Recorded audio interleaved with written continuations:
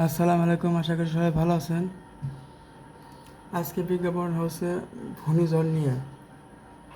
ঝড় হতে চলেছে যেসব অঞ্চলে প্রায় দুপুরের মধ্যে 60 কিলোমিটার বেগে ঝড় আসতে চলেছে।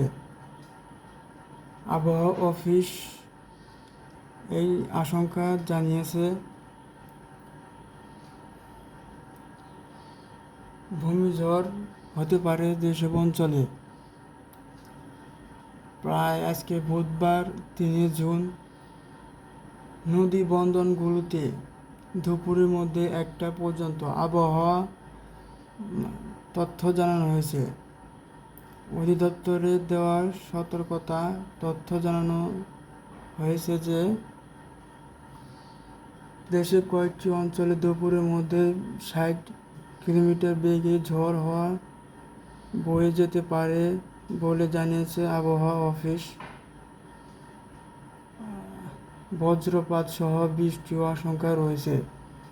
বুধবারে 3 জুন দেশে নদী বন্দরগুলোতে যেসব দুপুরে 1টা পর্যন্ত আবহাওয়া তথ্য জানানো হয়। বলা হয়েছে যে ময়মনসিংহ, কুমিল্লা, নোয়াখালী, চট্টগ্রাম,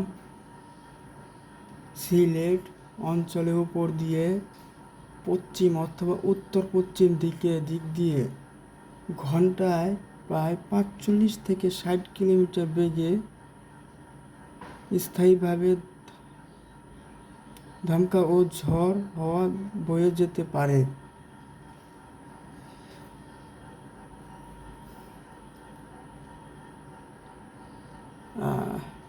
এই সময় বৃষ্টি অথবা বজ্রপাত সহ বৃষ্টির সংখ্যাও রয়েছে। এতে ভোর 5টা থেকে দুপুর 1টা পর্যন্ত দেওয়া সতর্কতা এইসব এলাকায় নদী বন্দরগুলোতে 1 নম্বর সংকেত দেখাতে বলা হয়েছে।